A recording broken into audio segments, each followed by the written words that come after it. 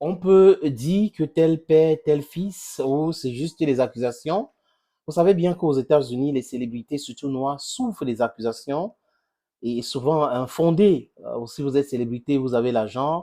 Il y a certaines personnes qui veulent grignoter dans votre fortune, donc ils font tout pour vous accuser de tout et sans justification. Donc maintenant, vous marchez avec les gens comme à l'époque de Michael Jackson, il recevait les enfants chez lui à la maison, il jouait avec les enfants et après on commence à raconter des histoires comme quoi il avait les attouchements sur les enfants, donc on racontait des choses. Et si vous regardez l'histoire de Michael Jackson, l'histoire du Cosby Show, il y a toujours ce truc-là autour de stars américaines qui se sont enrichies.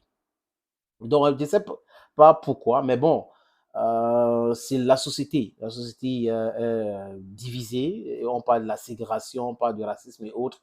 C'est comme ça aux États-Unis. Les stars qui se sont fait beaucoup d'argent, surtout les stars noirs, on les cherche des poux sur leur calvitie. Je vous ai cité le nom de Michael Jackson et d'autres. Aujourd'hui, c'est P. Diddy. On accuse son fils aussi pour une histoire d'agression sexuelle après son père. C'est lui maintenant qu'on accuse. Il s'appelle Christian Combs. Il a une plainte qui circule contre lui aujourd'hui du côté des États-Unis. Vous savez très bien que Shane Combs, P. Diddy, est objet d'une enquête fédérale pour agression et trafic sexuel. Pourquoi son fils aussi fait partie de ça? Est-ce que il faisait ça avec son fils?